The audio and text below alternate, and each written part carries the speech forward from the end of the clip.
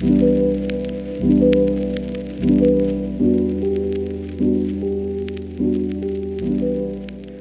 back to Mom with Issues. I am your host, resident mom with issues, Alice Rainey.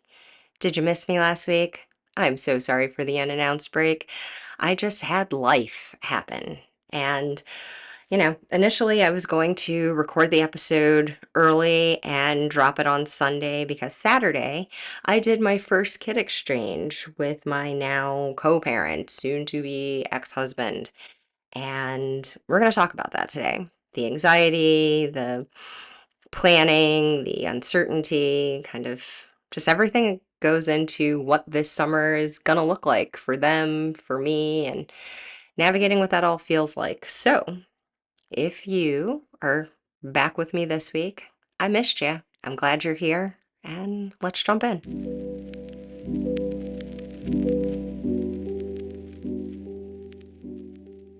Rise and shine.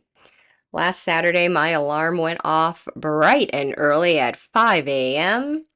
because I had to prep us for a 5.5, 6 hour drive to Nowheresville, Kentucky for my first official kid exchange with my soon to be ex husband. And considering that the week leading up to that drop off was fraught with his usual alcoholic shenanigans, that Saturday was fucking rough. He had disappeared for like a week prior to that. No one had heard from him. He's unresponsive on text. He wasn't talking to his friends, which, when you're dealing with an alcoholic, is never a good fucking sign. But he got his shit together earlier in the week because he had to, because his parents were returning to town. And we worked it out so that Saturday still happened. But right up until that deadline, he was fucking MIA. And that is the background for this summer. So, every single thing that happens between June 1st and the day my children return is going to have an undercurrent of this anxiety because I have relinquished control of the most precious thing to me. I have relinquished control where I have had control for the past year and a half because my counterpart has been decidedly absent for the majority of that time. And not without some communication, but definitely not as much as one would expect if their children lived out of state and they had not spoken to them in a while. I've spoken to the kids every day since they've been gone, which I feel is normal. Not, in a hovering, call me every 5 minutes, call me when you change locations kind of way. Just first thing in the morning and then later in the afternoon when I think they're back from doing something or come back from the mall with grandma or a hike with pop. And it's helped with my anxiety this week to just see their little faces and know that things are going well. But last Saturday was hard. And not just for me, but for the kiddos. So, we hop in the car at like 7:30 last Saturday, and everyone's smiling and giggling and fun in the back seat. I just loaded them up with sugar and snacks, and I said, this is going to be somebody else's problem in a couple of hours. You want to open that bag of Twizzlers right now, 9 a.m., go for it, right? We had breakfast before we left the house, but like road trip rules are like casino rules. They don't, time is relative, right? So like a Twizzler for breakfast on a Saturday is not going to kill anyone once, unless you choke on it. Anyway, squirrel brain.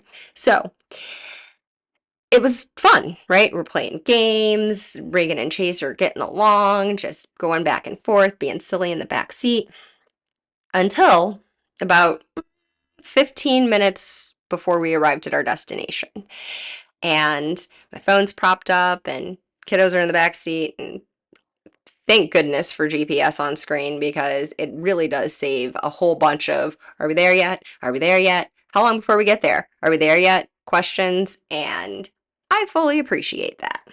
But in the same token, my kiddo's sitting in the back seat, and I notice that my son is kind of squirming, looking real uncomfortable, and his breathing is kind of heavy. This wasn't the I need to pee, stop immediately squirm. This is the I'm trying to physically remain in my body and not climb out of my skin kind of squirm. And as a relatively anxious individual, I recognize that discomfort on his face. So I asked him, I said, "Hey buddy, what's going on?" And he's like, "I'm just worried." And I said, "Worried about what?" And he said, like, "What happened in Mexico." And if you'd like an idea about what happened in Mexico, you can go back and listen to the end of my episode titled Married to an Alcoholic. It will paint a pretty clear picture of why he feels this way. And his feelings are completely valid, but not entirely accurate. And I tried my best in those 15 minutes to get him to recognize the difference between his feelings and the fact of the situation. And the facts of the situation are this: this is not an unsupervised visit. Their dad is almost 50 years old, and he lives at home with his parents because he is unable to get his shit together presently. So they will always be at Grandma and Grandpa's house. And Grandma and Grandpa will always be around because that's why we ended up picking the dates that we did. We picked the time when they did not have to be out of town. Because, like I said, this is not an unsupervised visit. And it is not because I fear that my ex will harm my children in any way, or he will abandon them or tip off or do anything. I have full confidence in the fact that he will be able to hold it together for the mere number of weeks that they will be down there.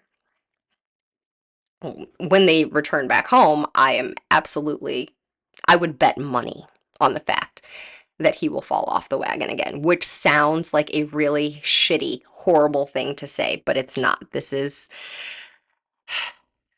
an evidence-based observation based on 15 years of experience. And I know him and I know his triggers. This will be a trigger and that will be a problem for his parents. That is the one benefit of, well, there's a whole lot of benefits to not being together and being out of state, but that is a keen one that I am a big fan of, is that his problems don't have to translate to our problems directly. So, my kiddo's sitting in the back seat. He's squirming, feeling very uncomfortable. And I said, "Okay, buddy, I understand your feelings and you're afraid about what happened at Mexico. Your feelings are valid, but feelings are not facts." And then I just had to lay out for him what those facts were.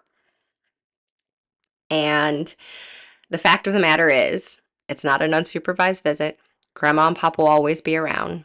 Mommy has put her friends in the area on alert to let them know that you guys are going to be in town and where you are, and that if I text them and say, "I need you to go get my kids right now," they will drop everything and they will go and do it. And I talk a lot on this podcast about what it means to be a mom and need a village and to have a group of people that you can rely on for support. And I am very, very lucky to have friends as chosen family that will do that for me, because I don't know if my anxiety would have allowed me to do this summer, especially after having seen my kiddo's face right as we're about to do drop off. But when I told him, "Hey, mommy's friend Miss Joyce and mommy's friend Miss Shanika know, and they will be there and they will come get you and you will stay with them until I get to you, brought down his anxiety level tremendously. And watching him relax allowed me to relax.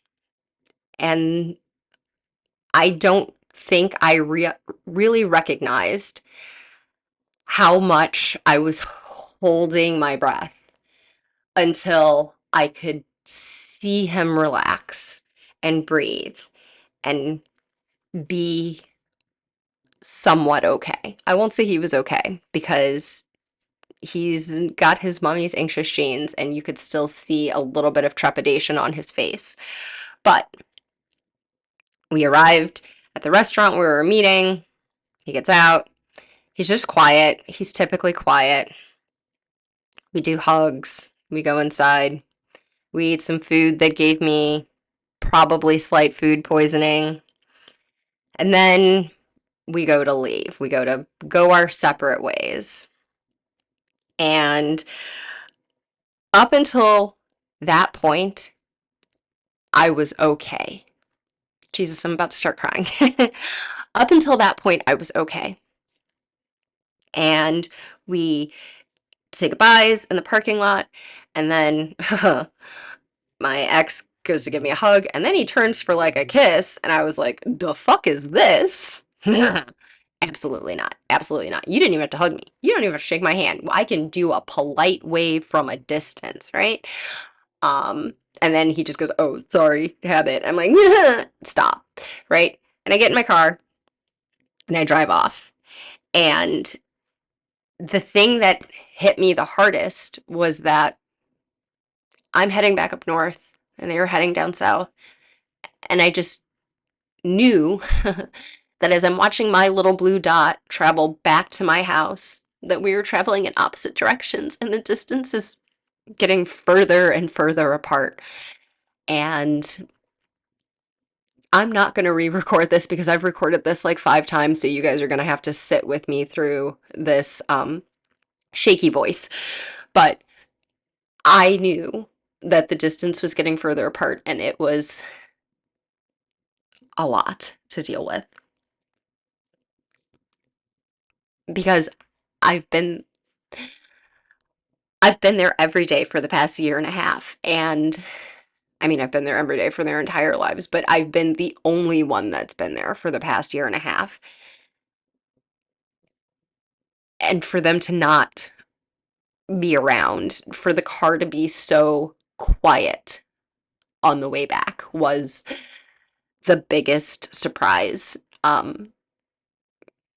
And it's weird because I run errands without the kids in the car all the time, right? There's times when I'm in the car and no one else is in the car with me. And I think in my brain, I just kind of told myself that it would feel like that, but it didn't because it wasn't a short trip, right? It's not 30 minutes to the grocery store or 15-minute run to the bank. This is like weeks, right? Um, and that hit really hard on the drive back. But as I told my son, feelings are not facts, and I'm allowed to feel sad and I'm allowed to have anxiety. But the fact is, they are safe. They are going to have an amazing time because that is all they've been talking about for over a month. They've been so excited to see their friends and just do anything back in Georgia with the people that they've spent so much time with. And I want that for them. I'm so happy that they have family that is out of state so they could go and do other things and have different experiences. Um, and I'm going to take this opportunity with them out of town to do something for me, right? I'm going to not just sit around and boohoo and FaceTime my kids every 5 minutes. I got plans, right? I got stuff I want to do. I want to go sailing. I want to go to the movies. I want to go rock climb. I want to go, well, not on real rocks, rock wall. Let's dial it back. I am not that fucking outdoorsy. I want to go on impromptu vacations. I want to go on a few dates, right? I want to do stuff that you can't normally do when your kiddos are around. I want to learn how to skateboard. I'm going to figure that out before the summer is over. But, I want to take some time for me because, like I said, for the past year and a half, it's been just me. And yes, I've had support from like family members, but like it is not the same, right? It is not the same as when you don't have to wake up and worry about what's for dinner tonight, right? Because girl dinner is a winner when you don't have to cook for small people who say, I'm not feeling that. I'm not feeling that. No, no, no, no, no, no. A handful of salami, a couple of Cheez-Its, maybe a string cheese, orange juice straight out of the bottle. That feels amazing. I like that. I like all of those things. Let's make that be dinner. But there is, there's that little niggling feeling in the back of my mind that says, oh, but I wonder what they're doing, right? And listen, I am fully aware that this is a podcast and not my fucking diary. So let's get into the meat and potatoes of the whole situation, right? How how does this relatively minor emotional breakdown that I just had help you? You, the co-parent who is trying to go through their first kid drop off, the co-parent who has done their millionth kid drop off, the co-parent who is trying to decide if this is even a thing that they want to or should be doing, right? So for me, the first thing, the main thing that I had to tackle before, during, is how do I deal with my anxiety around the kids being away, and how do I deal with my concerns about what's going to happen when they're out of my space, right? So, one of the main things that I did for just emotional preparation is talking to my friends, right? Talking to my friends that have kids who've gone through this to say, is this hard? Is it always this hard? Did you feel this way the first time? Do you remember what it felt like the first time? Am I doing the right thing? Right? Should I even agree to this without a custody agreement? Like what should I be doing and am I doing the right thing? Which literally feels like the entire question of parenthood, right? The entire time since I've had children is, am I doing the right thing? Should I be doing this? Why did no one give me a fucking permission slip to be a parent? Like, it is wild to me that two people just show up at a hospital and then you get to leave with this little tiny ass stranger and the hospital's like, all right, this is yours. You can take it now. I'm like, wow, is there an instruction manual? Do you have a booklet? Would you like to see my fucking qualifications? Because this feels, this fucking feels sketchy, guys. You're letting me leave with a stranger. I came in here as two. You're letting me leave as three. The math is not mathing, right? I mean, technically we came in as three, like they were in the incubator, but like, come on. I don't know this kid. So I'm wrestling with the idea of even doing the right thing. And, I talked it through with my friends, and obviously I came to the conclusion that this is the right thing and for the best. Um, but it took me a minute, right? It took me a solid month of journaling and talking it through to get to a space where I was even like, okay, we can do this.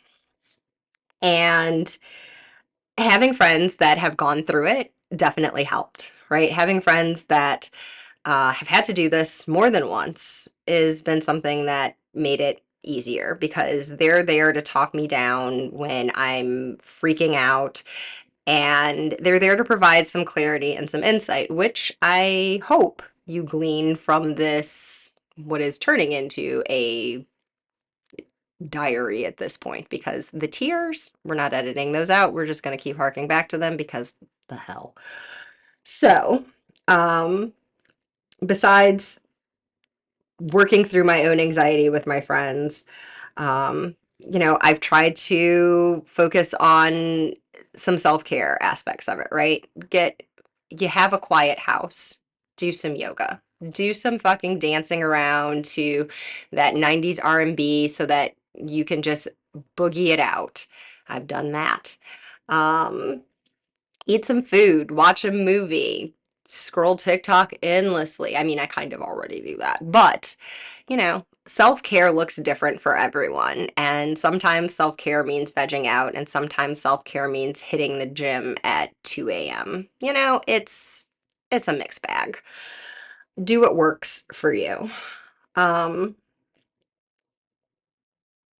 but I think for me, the biggest thing that has helped with the prep of this has been having someone to lean on, having someone as a soundboard that can empathize and understand where I'm coming from, and who can also provide a really good distraction, because sometimes the best thing to do is to focus on something else. And that's what I plan on doing this summer. But in addition to that, there's legitimate safety concerns when you are dealing with a unreliable co-parent, with a partner who is battling addiction, with, I mean, everything that comes around being part of a separating family, right? There are some things that must be considered, especially because my ex is an alcoholic. And the main thing for me was making sure that every single responsible adult that I knew in the state of Georgia is aware that my kids are there, because I need to be able to call any adult and know where my kids are, what they're doing, and that they're safe. So, my ex has two sisters, he lives with his parents, and I have a handful of friends in the immediate area and a few further out. And every single one of them knows where my kids are, how long they're going to be there, and that if I need them, they will be there. That that right there is the only reason why I agreed to letting them go down this summer. And yes, I know I said grandma and pop are there and it will never be an unsupervised visit. Yes, that is true. But I have my own beef with my former in laws, particularly the fact that their son is the reason why we're in this situation. And their enablement of his behavior is the reason why we have not moved past this situation. And they're not the only reason. I'm not blaming them for his alcoholism. He is a grown man with resources and time to fix this problem. But I I do not like how they responded to the trauma that initiated his alcoholism. And in the 30 years of life since he's been an alcoholic and in the 15 years of our marriage, I have not seen them once acknowledge the damage that their actions have done, which in my mind makes them not necessarily unsafe, but unreliable at the least. And not because I think that they would allow my children to be in a place or a space or position where they are unsafe, but I have seen them turn a blind eye to shit. And I don't like that. So I had to come up with my own backup plan. which involved me enlisting the help of my friends, which involved me pulling together my village and saying, hey, I haven't spoken to you in months, but here's the thing. I need you. I need this. And a real friend is someone who will help you move a couch, but also help you bury a body.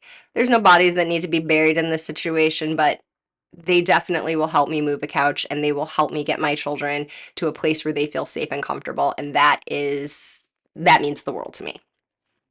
So having them as a backup contingency plan for my kids' sake, for my sake, is the only reason that they're even down there at this point.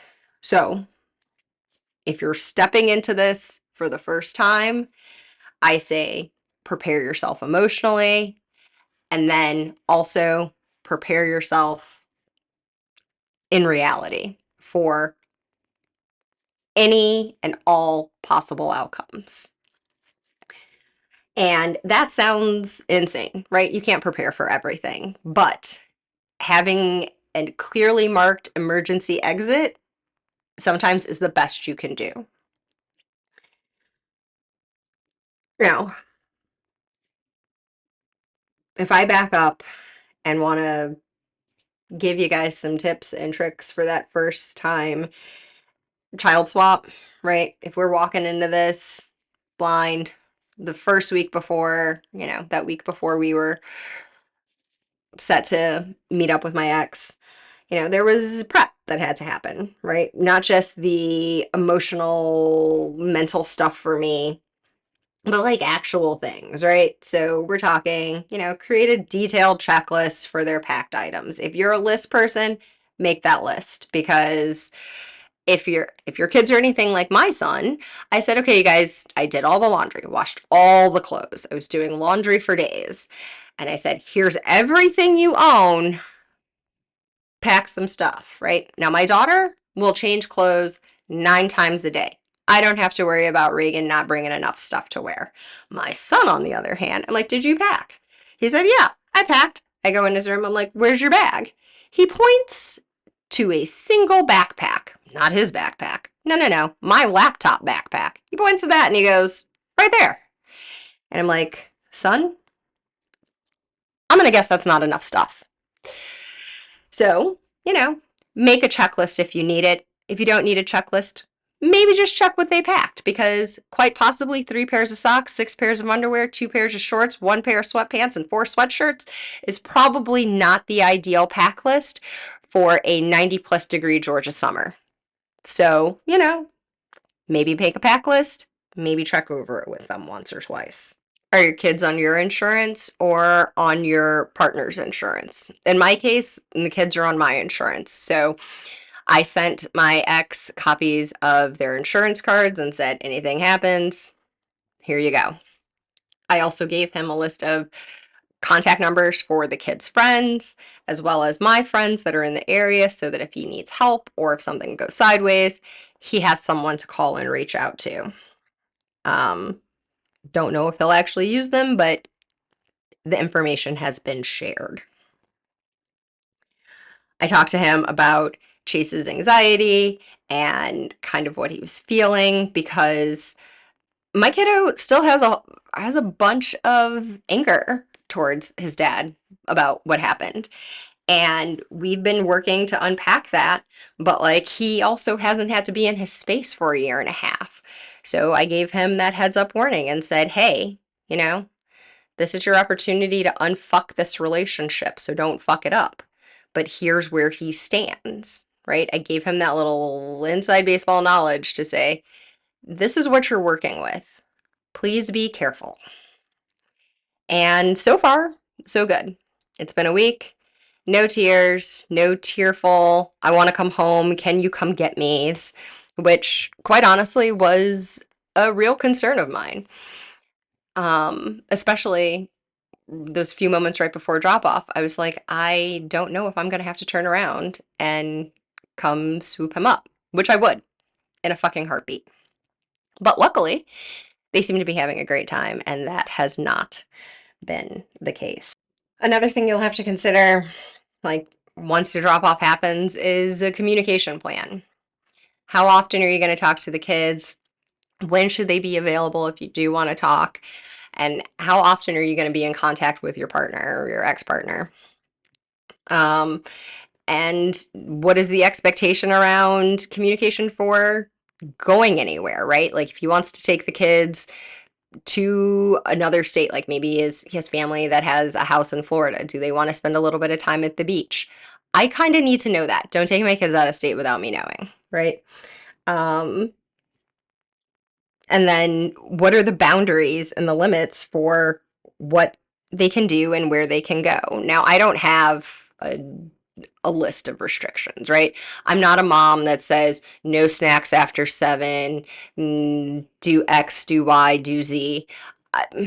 No, not for the most part. Um, so there wasn't a laundry list of do's, don'ts, and regulations around what is expected to happen, right? Also, I can't control what happens when I'm not around. I can't expect my ex to run his household the way I run mine.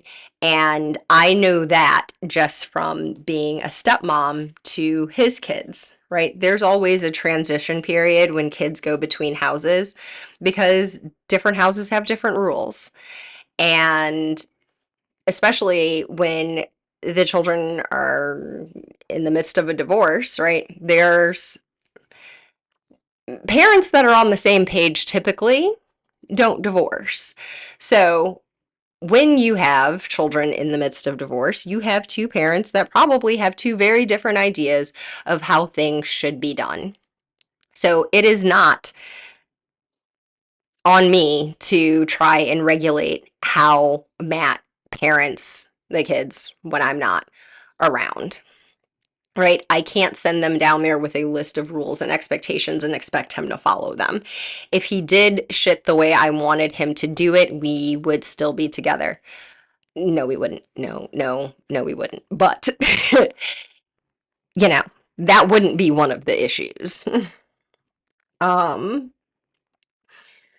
so that that's something that you definitely need to communicate with your co-parent.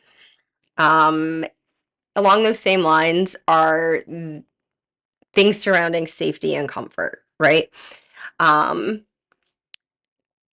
I mentioned that I kind of gave my ex the heads up about how Chase is feeling and what he is thinking and kind of his mood and mindset towards my ex, and kind of his expectations. And not only that, just how the kids have changed in a year and a half, right? Their interests are different and what they want to do is different. So just giving him that background information is something that he needed for his own peace of mind, right? To make it easier for him to connect with them. But when it comes to like safety and comfort, my kiddos and I have always had a code word, right? You tell me the code word and I am there. And establishing a code word makes it so that even in a space where the kid doesn't feel safe enough to talk, like it is not, there may be a time where my kids decide to FaceTime me because they want to come home and they don't want to say, I want to come home. So they say, Mommy, code word. And I know that means right now. Come get me right now. Stop what you're doing. I want to leave. Come get me.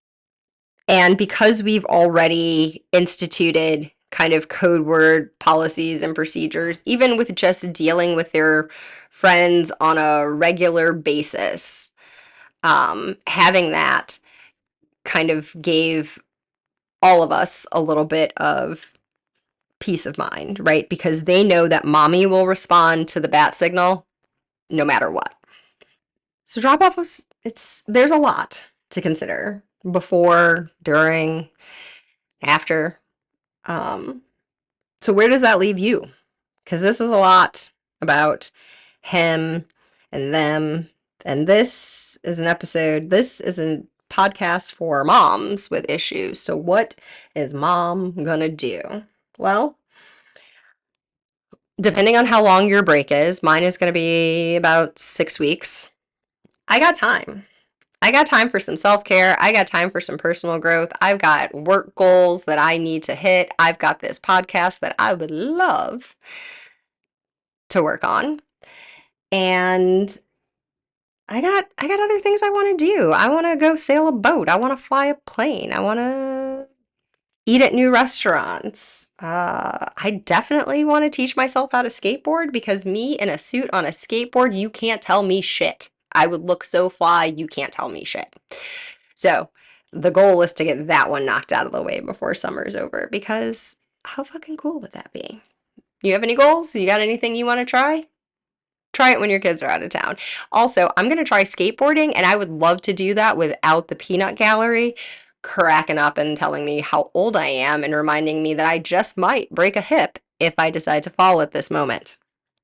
So, take some time to get to know you, right? Reconnect with the things that you love, reconnect with the things that make you smile. Um, because there will be a moment where you are sitting in a very quiet house, realizing that life feels very different without your kiddos in it. So find some space to remember who the hell you are and the things that you enjoyed. You got that big ass book that's been on your TBR? What are you waiting on, girly pop? There is no time like the present. So grab a bottle of bubbles, turn on the hot bath, and read that book uninterrupted, right? Have a meal quietly, uninterrupted. Eat the shit that you actually wanted to eat. You want oysters? Go get oysters. You want to eat fucking clams casino? Eat the clams. You want some foie gras? Eat the foie gras. In my case, my daughter doesn't like pizza.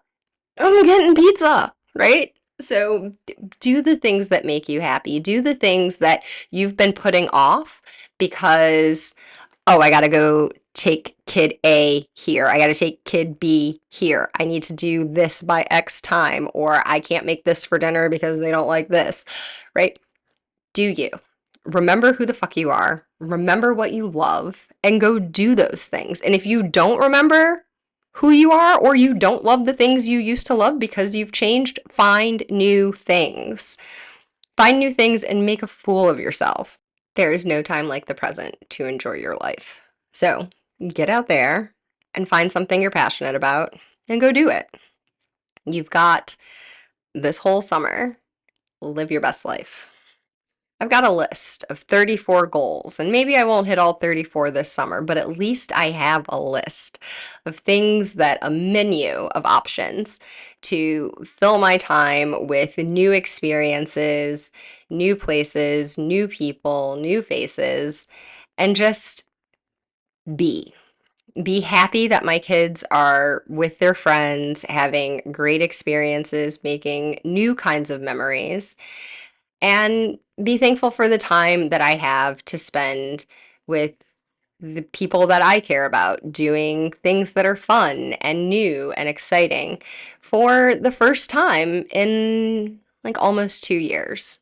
It's been a slog to get here, and I fully intend on using this time and this space to deeply connect with what and who matters to me because when my kids come back, I want them to have a energized, excited, happy mom who has not only had the time and space to miss them, but has had the time and space to reconnect with the parts of herself that she missed. Now, I can't tell you if I'm doing this right, and all of this might be terrible advice because, as I mention in every episode, I am not a doctor, I am not a therapist, I am nobody's professional. So, all of this only applies to me. But if it resonates for you, I hope it provides just a skosh of clarity and a little bit of confirmation that you're doing a great job, Mama, and I am so proud of you. As always, I'm not going to bring you all this way through my messy journeys without leaving you without some kinds of resources in the form of online articles or professional links to help. So, as always, those will be linked in the show notes at the bottom of the episode. It takes a village, y'all. I've been saying it for 2 seasons, and an in-person village is amazing. And for those of us that are lucky to have it, we truly are very blessed and privileged. But if you don't have it, please seek out those resources and find a way to connect with other moms online, even if it's just sending me a TikTok DM. Find someone to connect with that can help you process what all of these big feelings and what all of these big changes are. Online forums are, they're a dime a dozen. They're a mixed bag sometimes. You got mean girls in there just like you do everywhere else. But if you can find a community that matches your energy, that supports you, that uplifts you, and that holds your biggest problems dearest and nearest to them and will help you sit as you work through it, that is worth its weight in gold. And I really hope that this space is a place where you feel comfortable enough to do that, where you can sit and listen to me whine and cry and pout and complain and anxiously work through all of this mess and sit there and listen and know, okay, I'm not as crazy as I feel because at least there's one other crazy mom with issues out there who feels exactly the same way.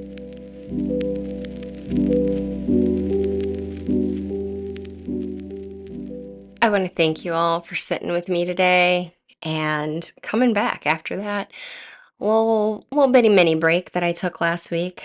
I hope that you have a phenomenal summer with or without your kiddos.